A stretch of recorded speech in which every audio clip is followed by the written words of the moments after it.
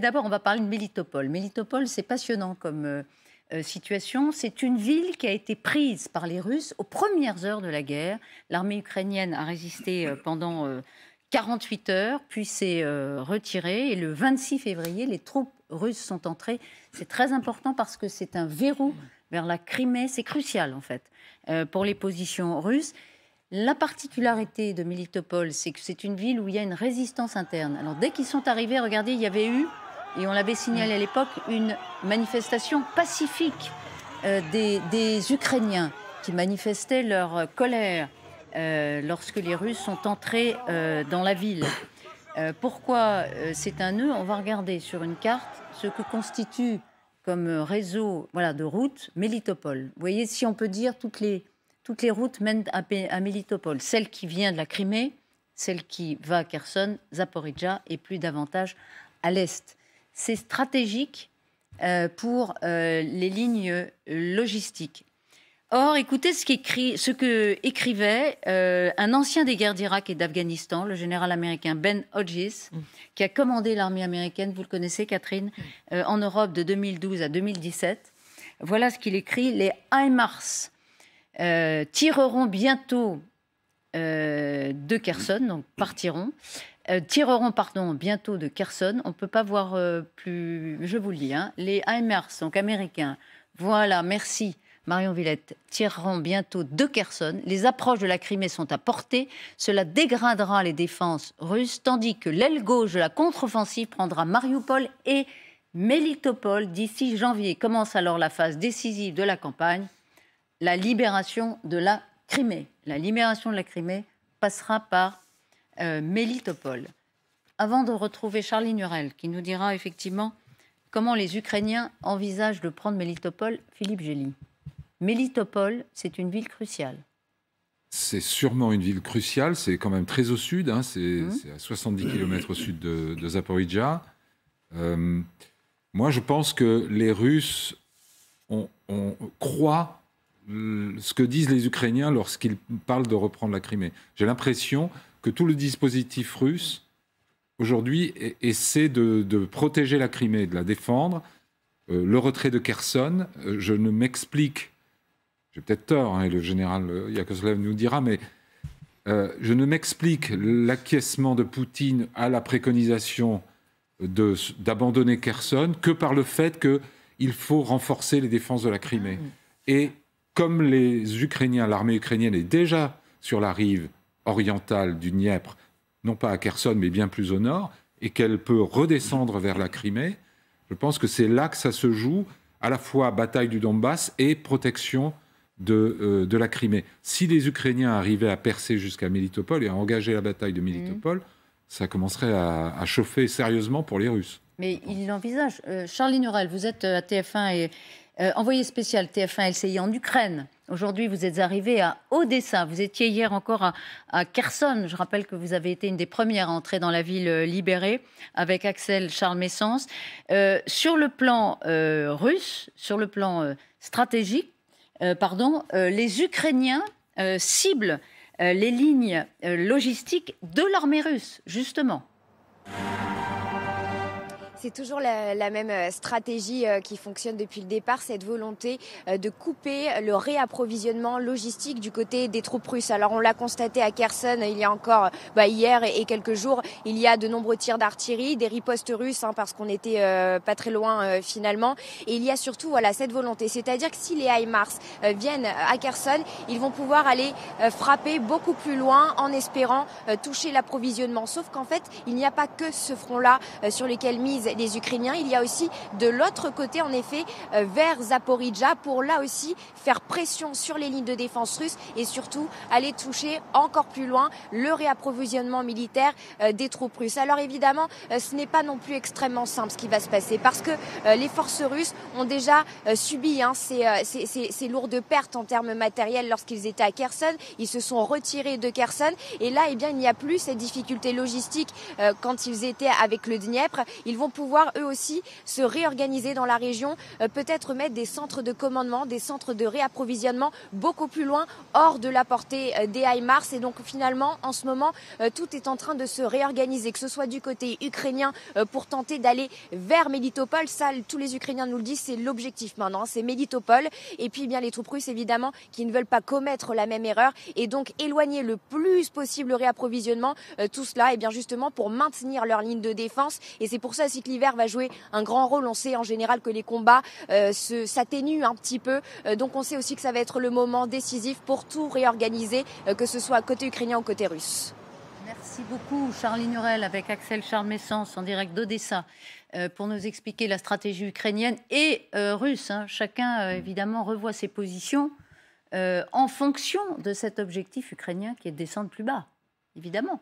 Pourquoi ça vous faisait sourire? Oui, ça me fait sourire. Pourquoi? C'est des coquins, les Ukrainiens. C'est des coquins. Donc là, ils agitent Mélitopol. Bon, comme là, tout à l'heure, il y a quelques mois, ils avaient agité Kherson et après on les a vus arriver à Kharkiv. Et une fois que les Russes s'étaient focalisés sur Liman, ils avaient recommencé. Donc ça m'amuse assez. Ils disent Mélitopol, Mélitopol. En réalité, je pense que les Ukrainiens, ils veulent couper la poche en deux. Et ça veut dire atteindre la mer, la ligne russe. Donc atteindre la mer d'Azov. Atteindre la mer d'Azov. Ce qui coupe. Parce que la route, comme vous avez dit, les voies d'approvisionnement, etc. Oui, c'est une route en gros côtière, qui passe par Mélitopol. Ou que vous coupiez cette route, peu importe. À partir du moment où vous l'avez coupée. Et il y a plus court que Mélitopol, quand on regarde leur base de départ, soit Zaporijja, soit Kherson. Zaporijja, c'est 127 km de Mélitopol. Oui. Mais il faut contourner la rivière, enfin bref. Voilà. Donc, je pense qu'ils visent, s'ils peuvent attaquer, s'ils ont encore un petit peu de sucre dans le muscle, ils viseront la mer d'Azov, quelque part. À la limite, on s'en fout, on verra comment on peut y aller. Jusqu'à présent, les Ukrainiens ont été très flexibles, avec une direction générale. Ils ont joué là où ils ont trouvé des trous. Donc je pense que leur objectif, c'est la mer d'Azov, Berdiansk, Mariupol, ça serait encore meilleur, parce que Mariupol, c'est devenu tellement symbolique pour les Russes ils en parlent beaucoup, que là, rien que menacer Mariupol, je ne parle même pas de libérer Mariupol, rien que menacer Mariupol, ça fait un deuxième Kherson dans le mental des Russes.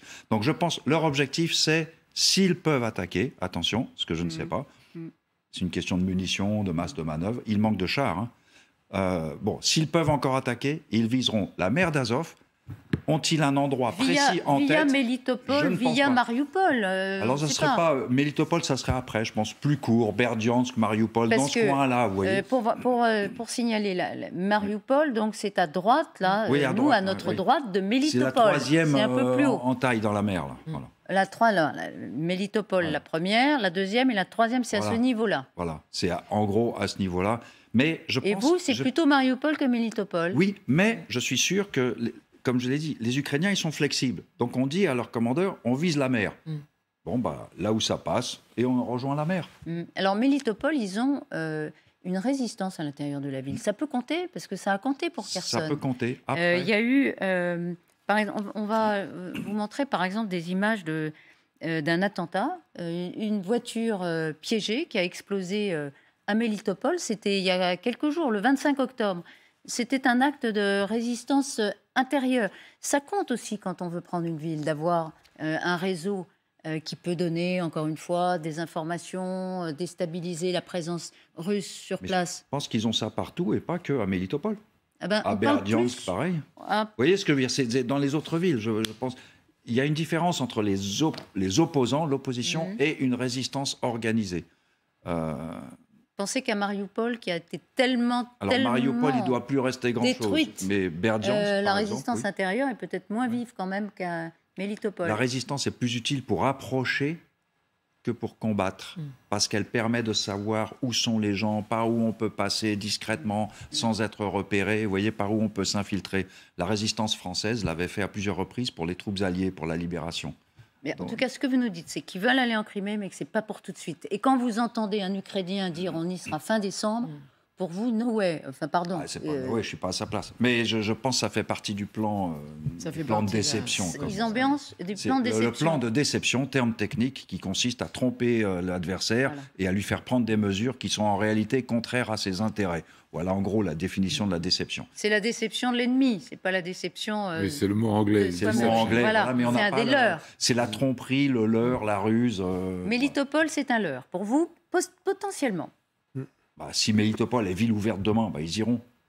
Mais il y a plus simple que Mélitopol. Il y a plus simple et plus court que Mélitopol. Ouais, mais c'est vrai qu'ils ont prouvé, les Ukrainiens, qu'ils avaient une capacité d'adaptation militaire assez fantastique. C'est-à-dire que effectivement, aussitôt qu'ils sentent qu'ils peuvent passer quelque part, ils y vont. Donc avec aussi cette technique du leurre, en parlant effectivement de Kherson pour attaquer Kharkiv.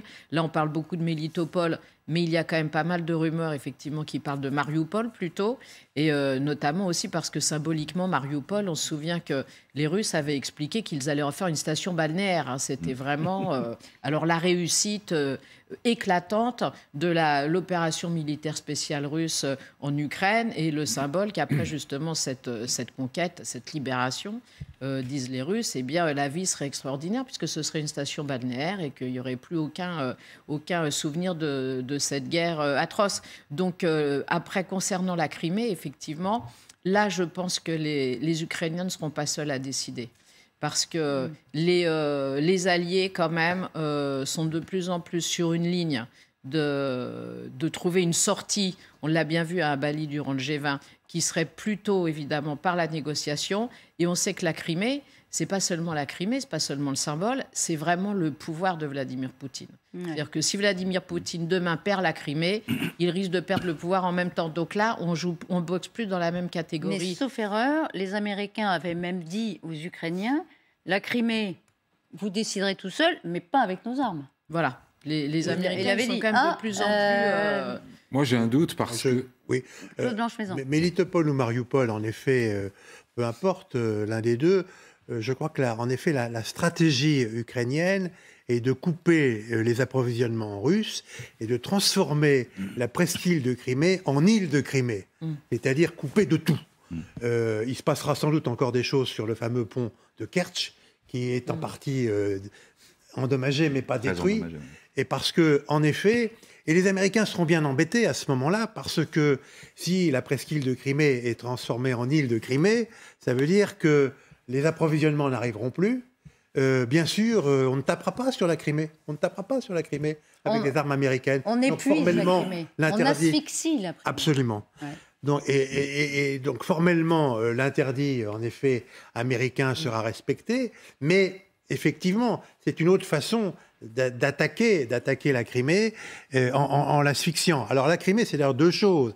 C'est la République de Crimée qui a été annexée par la Fédération de Russie, et puis c'est la ville de Sébastopol, la base de Sébastopol, qui est un sujet de la Fédération comme Saint-Pétersbourg. C'est un sujet de la Fédération qui est différent de la République de Crimée. Donc, il y a du grain à moudre pour les éventuelles discussions ou négociations futures. Mais je pense que Zelensky ne lâchera pas. Il veut, en effet, faire tomber la Crimée. Et ça, c'est quand même une pierre une pierre d'achoppement entre Moi, je pense qu'il les Américains et Zelensky. Il a intérêt à entraîner la Crimée ou à inclure la Crimée dans la guerre, d'une façon ou d'une autre, rapidement. Avant, précisément, que les Occidentaux aient clairement établi leurs lignes rouges, les aient prononcées, les aient définies. Vous disiez tout à l'heure, il ne faut pas s'en occuper tout de suite de la Crimée. Moi, je pense qu'on a intérêt à s'en occuper tout de suite et qu'il y a une fenêtre pour Zelensky d'essayer d'inclure la Crimée dans la guerre maintenant, tant que la guerre n'est pas finie ailleurs. Imaginez que les Ukrainiens aient gagné partout, qu'ils aient réussi à chasser les Russes du Donbass, qu'ils aient retrouvé les lignes soit du 23 février de cette année, soit même d'avant 2014. Là, c'est sûr qu'il n'aura aucun soutien pour reconquérir la Crimée. C'est sûr et certain. Tandis qu'aujourd'hui, tandis que la guerre continue un peu partout et qu'on ne peut pas le lâcher sur d'autres fronts, s'il entraîne la Crimée dans la guerre, je pense qu'il y a un intérêt. On comprend, c'est très très clair. La question, c'est est-ce qu'il a les moyens de le faire maintenant ? Bien sûr. C'est quand même toute la question, parce que sinon vous avez Oui, tout à fait raison. Entraîner la Crimée dans la géographie du conflit ne veut pas nécessairement dire l'envahir demain. Non, mais est-ce qu'il a suffisamment de munitions, de missiles, d'obus, pour faire en sorte effectivement de couper les Criméens de toute source d'approvisionnement et, comme vous le disiez, de les asphyxier complètement. Alors, on détruit les lignes de chemin de fer, on détruit les routes, le pont de Kerch à l'autre bout. Peut-être qu'on achève le travail, mais enfin, c'était déjà un exploit de le faire. Là, je crois que les services secrets sont quand même très, très attentifs à ce qui se passe sur le pont. Est-ce qu'ils ont les moyens d'aller très vite sur la Crimée ? Justement, je suis d'accord quand vous dites que la Crimée, ils cherchent à l'inclure dans le débat en permanence, mais je souscris tout à fait à ce qu'a dit l'ambassadeur sur la façon de faire. Depuis le début, les Ukrainiens font tout pour éviter le combat à la petite cuillère, maison après maison, et on l'a vu pour Kherson qu'ils ont libéré. C'est pas sans coup férir, puisque ça a pris du temps, mais ça a été en souplesse. Et donc, les Ukrainiens voudront libérer la Crimée en souplesse, sans combat, ce qui n'est pas la même chose que sans bombardement, puisqu'il y a beaucoup de cibles militaires en Crimée qui, heureusement, semble-t-il, sont loin des cibles de la population. Donc je pense que leur stratégie est celle que vous avez évoquée tout à l'heure, au sens on coupe la Crimée, on asphyxie, on attend que ça tombe. Vous êtes d'accord avec ça, Catherine ? C'est sûr que il faut qu'ils le fassent très vite, plutôt que de faire traîner et ensuite avoir la pression des Occidentaux. Alors moi, je ne suis pas sûre qu'ils veuillent le faire d'un point de vue militaire très rapidement, ne serait-ce que parce qu'effectivement, il y a un problème de moyens. Mais en tout cas, ils ont intérêt, de leur point de vue, à en parler tout le temps, considérant que la Crimée sera un enjeu justement dans la négociation, dans le rapport de force avec la Russie, le jour où il faudra trouver une issue à cette guerre. Parce que c'est quand même ce qu'il y a de plus important pour les Russes, la Crimée. Donc si Volodymyr Zelensky revenait sur ses déclarations du début de la guerre, où il avait dit on négociera sur le Donbass et puis la Crimée, on se donnera 15 ans pour trouver une solution, ce qui signifiait qu'en gros, il la laissait aux Russes, que 15 ans, c'est vraiment une éternité en termes de négociation concernant un conflit. Évidemment, aujourd'hui, ce ne serait pas entendable par les Ukrainiens qui ont tellement souffert de cette guerre. Donc, il faut absolument qu'ils mettent la Crimée dans l'équation de la solution de la guerre. De là à dire, en effet, qu'ils pourraient l'attaquer militairement, comme ça s'est passé dans d'autres villes, je pense qu'effectivement, on n'en est pas là et que d'ici là, la solution de l'asphyxie dont parle l'ambassadeur est évidemment beaucoup plus productive. L'asphyxie, si elle est totale, la rapidité. Ce sera aussi une victoire. En Bien tout cas, sûr. Merci beaucoup d'avoir été avec nous sur ce plateau du Temps de l'Info. Alors, je le disais tout à l'heure, un petit mot quand même de ce qui se passe tout à l'heure à 20h. Général, France-Australie, il y a un match. France-Australie. Alors, je n'ai pas de pronostic pour France-Australie. En revanche, je note dans le match Ukraine-Russie, on est déjà à 3-0. Comme vous le savez, premier but de Poutine contre son camp. Deuxième but de Zelensky, un tir de loin, magnifique. Et troisième but de Zaloujny, une tête du plus haut niveau. Le match n'est pas fini, mais voilà. Ukraine-Russie, ça continue à être très intéressant. Et puisque on a le droit à un peu de légèreté, Mbappé, c'est qui ? C'est Zelensky ou c'est Zaloujny ? Philippe Gély, venez à son secours. Parce que... c'est la question piège. On compare des commandos avec l'équipe de France. Oui, ce soir, on saura si l'équipe de France est un commando ou pas. Voilà. C'est un sniper d'élite, mais masqué. Un sniper d'élite et masqué. Alors, qui marque contre son camp ? On n'espère pas, quand même. Évidemment, pour la France-Australie, sur le plan diplomatique, ça a été très, très chaud. Vous nous encouragez sur il y a combien de sous-marins ? Il faut qu'on se venge des sous-marins. Mbappé, Astérix. C'est surtout Astérix. Oui, Astérix. Bien sûr. Mais j'ai aucune idée du score, naturellement, pour ce soir. Comme je suis patriote, je vais vous dire qu'on va gagner 2-1, mais c'est un peu n'importe quoi. 4 sous-marins à 0. Oui, parce qu'il y avait quand même cette affaire qui a alors, le sport est extra, évidemment, diplomatique. Ça nous vengerait. Ça n'est pas extra politique. Ça, c'est un débat qu'a posé le président Macron en disant que le sport n'est pas politique. On n'est pas tous d'accord là-dessus. Ça nous vengerait des 56 milliards qu'on a perdus avec l'annulation de la commande des sous-marins. Une petite vengeance, mais enfin, ça ferait plaisir quand même. 3-1, moi, je dis pour la France. 3-1 pour la France. Je suis un optimiste. Merci en tout cas d'avoir été